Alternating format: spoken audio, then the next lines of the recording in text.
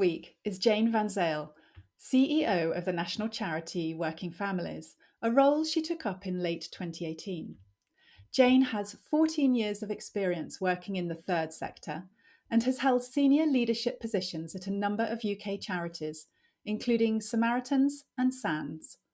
She believes in the value of a fulfilling, balanced working life and its transformative power to create social connections, build self esteem, and impact the wider community. She's a passionate advocate of equal opportunity for all. Jane spent her childhood in Norfolk in the UK and in Cape Town and Johannesburg in South Africa. She holds a social science bachelor's degree from the University of Cape Town in industrial sociology and industrial psychology. Welcome to the business of being brilliant, Jane. Thank you, Helen. I'm delighted to be here with you. How come you got to divide your childhood between the UK and South Africa? Sounds an interesting My combination. father met my mother in London and then went back to South Africa with her. So we had time in South Africa, and then he got transferred. He was the man, one of the men from Del Monte. So he got transferred to the UK. So I had that opportunity to live in both.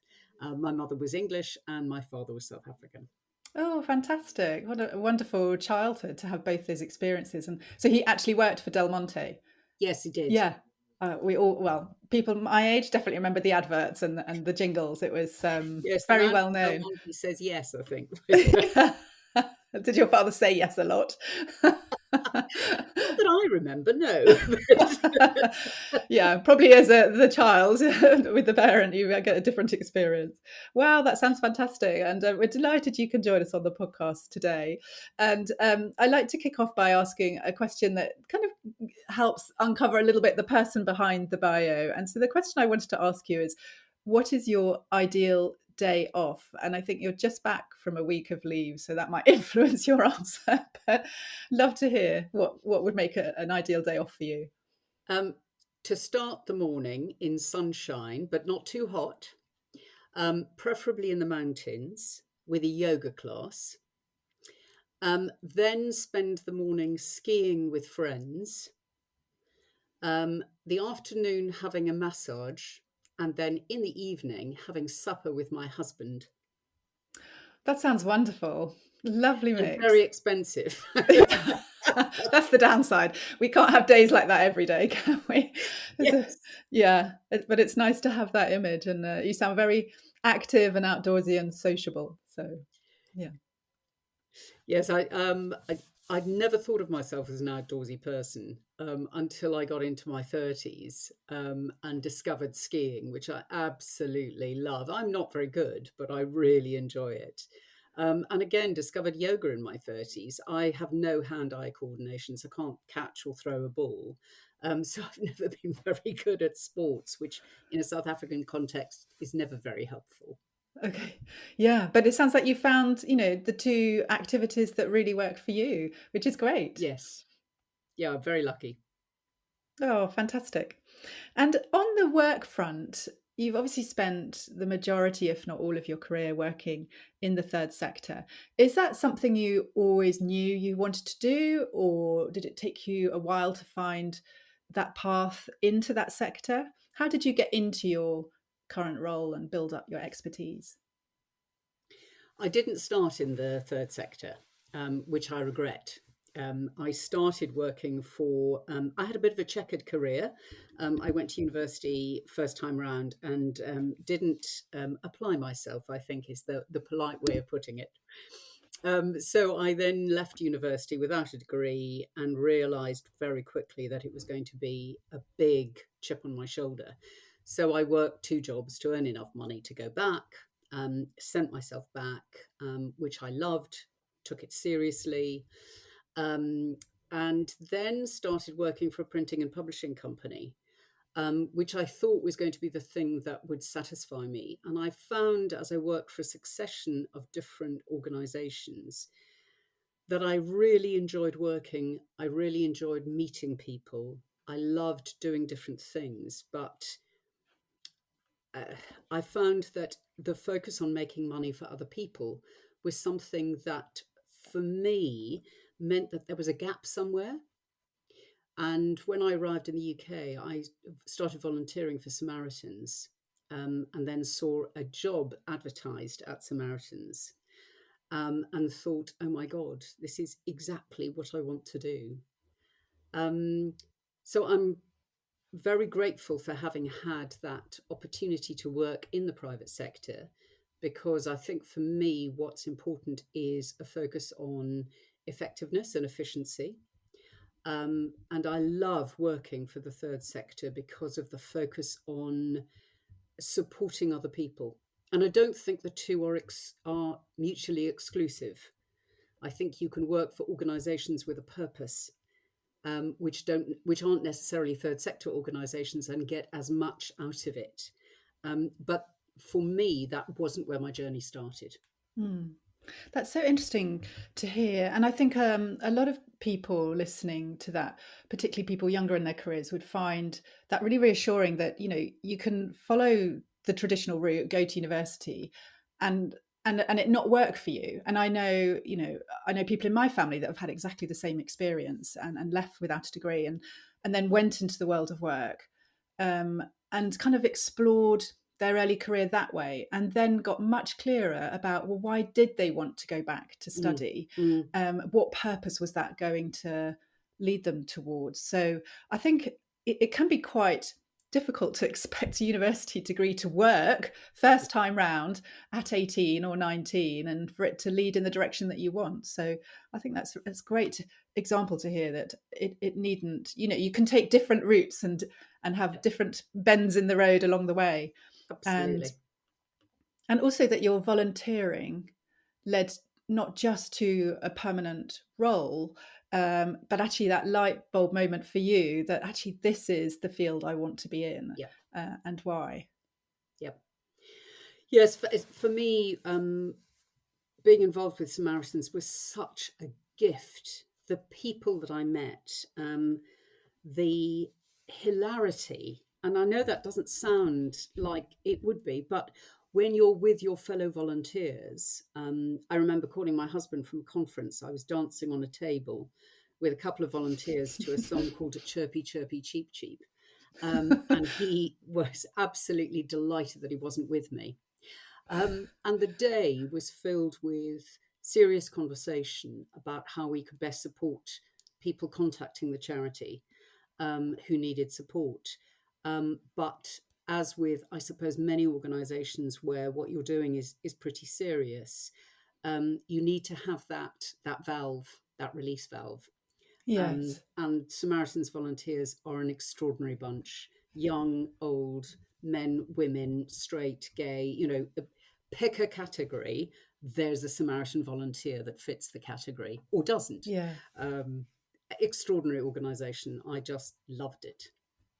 Yeah, it sounds like it listening to you talk about it. And I know a couple of other people that have worked for many years for the Samaritans and are equally committed and passionate and get equal enjoyment about it. And hearing you talk about how much fun it was as well reminds me of when I was between school and university. I took on summer jobs, and one of the things I did is I worked at a retirement home for the elderly, where my own grandmother had been in her final months. And friends used to say to me, and even kind of, aunts and uncles, that must be a bit depressing. I said, actually, it's a lot of fun, and we have some really funny moments. And funny because of the camaraderie of people working there, but also because of the unexpected humor that the elderly residents, would inject into unexpected moments. So, that was something I absolutely treasured about that job, and had Yes. not expected at all going into it.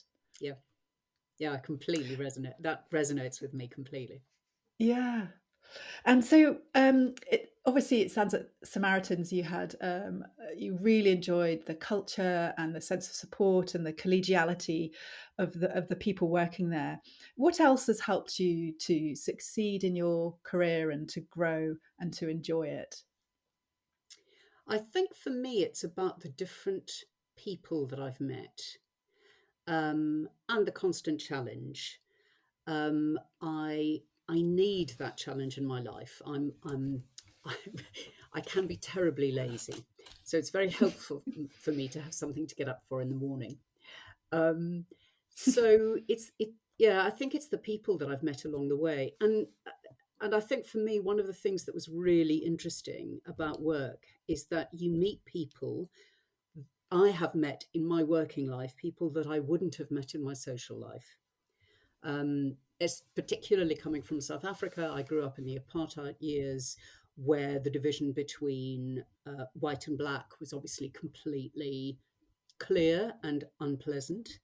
And it was only when I was working that I met people who were of colour, um, and experienced them as equals for the first time. Um, and then meeting people who were working class, who were much more competent than I was, and who had a worldview that was entirely different to mine. Um, those were the things that I've loved about working, is all of the different people that I've met, all of the different experiences that I've had. I Yes. spent some time traveling in Asia and taught English as a foreign language, which is the most exhausting job I have ever done. I don't know how people teach all day, every day for school terms. Great fun, loved the children, but exhausting. So yes, I Yes. really think it's that access to people who are different to my experiences and different to the way in which I was brought up that I have found the most satisfying, the most fulfilling. Yes, I completely understand that. It just enriches our experiences, opens our minds, gets us out of our bubble of life experience, doesn't it? And I love how you coin, actually I meet people I wouldn't have otherwise met. I've never really said that, but of course that's completely true throughout my working life. And actually one of the reasons I love working Yep. is all those avenues and conversations and interesting people you get to meet. So Yeah. yeah. I love working too. Yes. I was reading a book yesterday, and the foreword was written by Dame Stephanie Shirley, who's now Yes. 90, who I've met at a former city event, and have a copy of her book. And she wrote the foreword, and she talked in it about how she was a really happy workaholic, because she kind of addicted to work, but in a really positive, joyful way, not in a I don't have time for anything else in my life kind of way. And I thought, actually, yeah, she's just owning it and being really proud of it. And I think that's great if we're in that position. And Yes. and I guess it's quite topical to come onto that because people's enjoyment and experience of work has been ebbing and flowing and evolving enormously, obviously, over the last few years with COVID and with changes in working practices. And you conduct at Working Families an annual benchmark survey of employers, which evaluates them on different policies and practices and their work culture and how supportive they are of working parents. Have I explained that right? Yes, you've explained that beautifully. Okay, thank you. And this year's results, as I understand, show that the huge shift towards flexible working is here to stay permanently. So, could you tell me a bit about your recent findings and what specifically has changed since the pandemic? And what is it that employers are doing differently now that perhaps they weren't doing so much of or at all before the pandemic? Yes, I think for what we've seen is that the biggest change is that flexibility is no longer just a nice to have, it's a must have, particularly for people with caring responsibilities. Obviously, a huge priority for parents. And we've done some YouGov research with SF Recruitment, which has shown us that over half of working parents would leave their current job if they found a new one with better flexibility. Wow. And we've known for some time, because we saw this during the pandemic, that our employer members innovate to change ways of working to support their people. It was really very interesting the first lockdown in the summer of 2020. We asked employers what they were concerned about. And what we found fascinating, and I suppose unsurprising, because the employers that we work with really are interested in ensuring that their employees are happy in their work, was a real focus on well-being. And During the pandemic, we saw our employer members innovate to support their people. And those employers have now embedded those new ways of working and reap the benefits. A reduction in real estate and travel costs and increases in productivity. Um, we're also interested to see that forward-thinking employers are building flexible working into their recruitment processes. And because our research shows that 70% of UK parents wouldn't even apply for a job that didn't have flexible options listed up front. Okay. And anecdotally, we know that the pandemic allowed employers to have insight into the lives of their people. All of those Zoom and Teams calls where, somebody appeared in the background, a baby wanting something, a child demanding a second biscuit, somebody's cat or dog or partner or the postman, all of those things just made our lives, all of the things that we know happen in our own lives, we suddenly saw in everybody else's lives too. Um, and we we know particularly that during the pandemic, those with caring responsibilities were forced to juggle homeschooling and a job. And there was lots of talk about during the pandemic that we were all in the same storm. And that, of course, was true to an extent. But what we felt very strongly was that we were not all in the same boat. And the experience of people living in either shared accommodation or in really small flats in the centre of towns with no access to green spaces, um, it was much, much more difficult. And anybody with small children who were trying to work at the same time was very difficult. And so we think many employers and line managers, that new perspective into what balancing work and caring actually looked like. And although we are the charity for working families, everybody has a family, whether it's you and your goldfish, or whether you or not you have self-care responsibilities. There is always needs to be that acknowledgement that we're human and that we have lives and needs outside of our roles.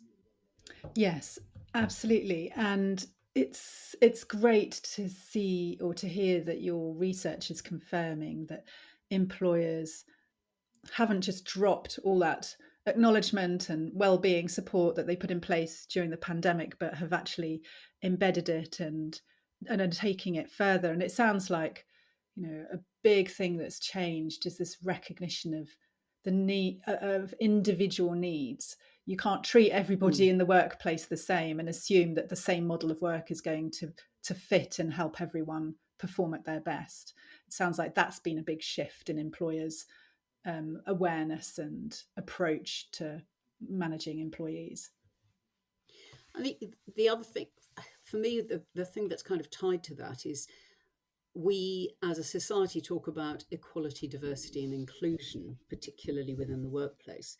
But what I've noticed is that the language is now changing to say that we want equity, Mm. because giving everybody exactly the same thing is not necessarily fair. It's very much more around what is it that you as an individual need. And working families would always say that, as a charity would say that, there needs to be a negotiation between the employer and the employee, in the sense that there is a job of work to do. And that's something that we sign up to do when we go to work for an organisation. And a really good quality organisation will treat us as a human being and will have conversations with us about what's working and what's not working. Yes, yes, that's interesting to hear about the equity. I've seen that becoming much more used as a term rather than equality. So it's really helpful for me and listeners to hear you explain why that shift is happening as well. And well, we're talking about changes to working practices, shifts in employer mindsets. I should mention that this podcast is airing on the 10th of October. So that is the start of National Work Life Week, which is an annual campaign spearheaded by working families. Do you want to say a little bit more about that and what its aims and activities involve? Yes, we have a week, and I have to admit first that it's a week when my team really do struggle to balance work and home life, Yeah. because there is, luckily for us, so much going on within the work sphere. But it's a week for us to focus on this balance between work and home life and all of the things that you need as an individual. I, I would say, as Dame Shirley says, that it's very much around ensuring that the balance works for you, and we are not prescribing anything. And I feel very strongly, as a product of my generation, I think that nobody can have everything. You need to make choices along the way. And one of the things that we want National Work Life Week to achieve is an understanding that we are all human. We all live in the world in which we live, and our work is very important to us. But there does need to be that acknowledgement that for some people, working more hours is great, and that's what they choose to do. And for some people, they need those additional hours in order to bring in the money that they Mm. need for their families. So there are very different needs across the different people who work for employers. And of course, there are very many different employers. Some of them are great and some of them not so good.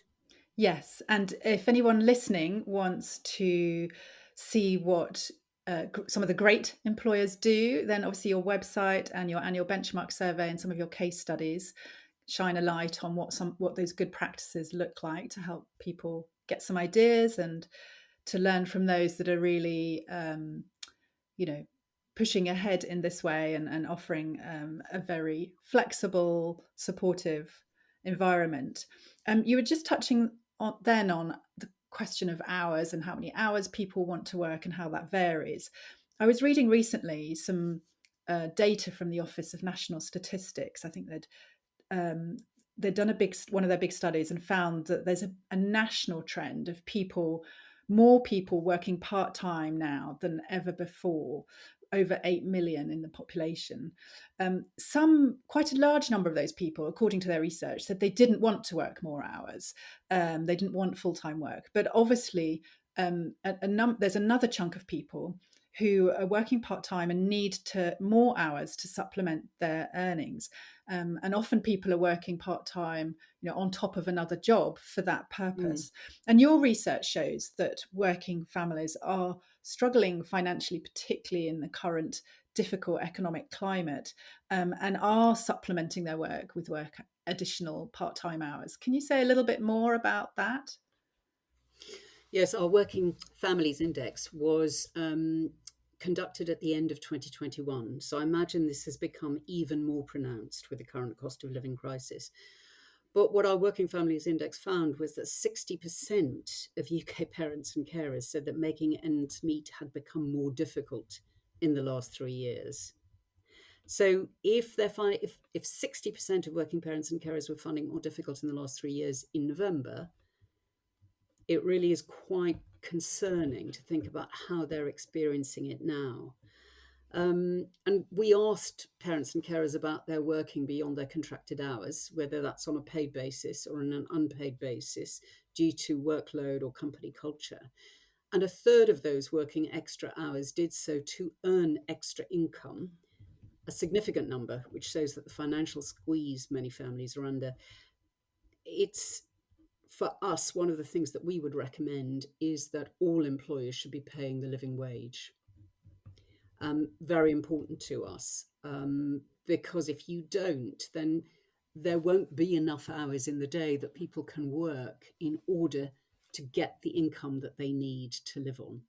Mm. So yeah, it's it really is a very difficult time. We know about the proliferation of food banks, and we're hearing increasingly kind of fairly slick phrases about people having to choose between heating and eating. But actually, that is the case Mm. for some families. That really is, they are they are having to choose, which really in in the United Kingdom is really quite awful to think about, and is pretty desperate. And particularly single parents have an enormously difficult task, where they don't necessarily have the choice to work part time, but they have these huge childcare costs in some Yeah. cases. Yes. And our research showed that part time workers are much more likely to be women, which has pretty much always been the case. because we live in a gendered society, and so women do take on the bulk of caring responsibilities. We know also that women are more likely to be on a low income and are much less likely to have opportunities to progress in their careers. And this is a huge problem and shows the lack of well paid, high quality, flexible jobs out there. And for us, that's really something where employers need to step up and find ways to create part time jobs at senior level. And that would be perhaps job shares, and making sure that any part time role is what we would call human size. So it's been designed to be done in the hours allocated to it. We know from various bits of research we've done previously that if you work part time, you are only 1/5 as likely to be promoted as your full time colleague, which is extraordinary. And it means that employers are missing out on the huge ability, um, within the working population, because there are equal numbers of men and women Yeah. who are in the working population. Yeah, absolutely. It'd be a massive boost to the economy generally to get far more of these women on too few hours, or not in the workplace at all, back into work. And I know it's a longer term ambition, but it feels like of the government, but it feels like slow progress. And I'm hearing when you were talking about the paying the national living wage, obviously now is a particular time to be looking at doing that if you haven't already done it. I'm certainly hearing other employers look at things like cost of living adjustments for employees at the moment. So yeah, and it's interesting when you were talking about creating more flexible job opportunities at senior levels. I've also seen a few, not many, more knowledge based firms in the city, for example, create programs to encourage more job sharing at senior levels. And I'm just wondering if that's something that people are looking at again with more enthusiasm than perhaps before the pandemic. Are you seeing the launch of many kind of initiatives like that by employers? On the Working Families Index this year, we did see that there were people working in job shares, but it was a tiny, tiny percentage of Mm, people. yeah, And for us, that really is one of the ways, that you can get people to work in senior levels. It is, of course, there are challenges, and I think we do ourselves a disservice if we don't acknowledge that there are things about working life that are difficult. And if absolutely everybody else in the organization is working full time and you're working 3 days a week, that can lead to all kinds of challenges for you as an individual, being sidelined, being ignored, all of those things. But if within the organization you have a culture of putting in place the ways of working, the agreements about how people will communicate, that's when you really will get the best out of your people. And certainly for us, we think job shares are just superb. You get so much more out of two people in the same role, um, even though there might be the odd kind of logistical problem about, having a crossover day and transferring information from one to the other. Uh, but nobody else is quite as interested in your job as somebody doing exactly the same job. So, as an employer, I think the benefits of having job shares are enormous. It yeah. certainly worked very well for us as a small charity. Yes. And it provides that added flexibility, doesn't it, when someone needs perhaps some unexpected time off. And this whole concept of kind of substitutability, I think, is something I'm getting quite interested in the world of work. How to make more flexible working patterns work. Well, encouraging more substitutability between individuals on the team, so it Yep. doesn't always have to be a particular person doing a particular meeting or a piece of work. Yes, Great. absolutely. And the joy of that, of course, is that we're all different. So we bring slightly different perspectives, different strengths, different abilities. And that can be a really exciting place to be. Yeah, yeah, definitely bringing all that diversity of thought in, and loads of extra value from different worldviews and different ways of approaching problems and ideas. Well, fantastic. It's been great to hear about the work you do and how you support employers and some of the findings around current working practices and trends as well. Before we close, can I ask you what to recommend a resource? Can be anything that has been useful to you at some point in your career that you think others might enjoy and benefit from? Yes, I've recently read a book which I've absolutely loved about whether or not you're an obliger, a rebel. Oh dear Lord, I did write these down and they've now completely gone out of my head. I'm certainly a rebel, so people can't make me do things, but I can't make myself do things. And I would absolutely recommend it. I'm looking around for it now, Helen, and I will have to send you the name of it. Yeah, But great fun to read and incredibly useful. As a South African, I'm very direct, and one of the things that I've really had to focus on is much more is really building on my emotional intelligence and learning from others around me, in terms of how to get the best out of everybody that I work with. yeah. Well, that sounds like a great book to read. We will pop a link in the show notes. So if you're listening and it's piqued your interest, head to the episode landing page and there'll be a link there. And finally, how can listeners connect with you after the podcast if they want to find out more about the work of working families or get in touch with you professionally? What's the best way to do that? Um, so follow at Working Families UK, Working Fam UK, on Twitter and Instagram. We have lots of information on our website, workingfamilies.org.uk, particularly for anybody who is struggling with issues around flexibility at work. We have in excess of 250 articles and over 1 million unique hits on our website every year. So we know that there's some very useful information there. I'm on Twitter at FunSaleJane. And then you can get me on LinkedIn. Perfect. Thank you. I'll put some of those links in the show notes as well. Jane, thank you so much for joining the podcast. It's been a real pleasure having you on and hearing about the work you lead at Working Families and getting your very expert take on how our world of work is evolving. Thank you so much for being a brilliant guest. Thanks very much for having me, Helen. I've really enjoyed the conversation.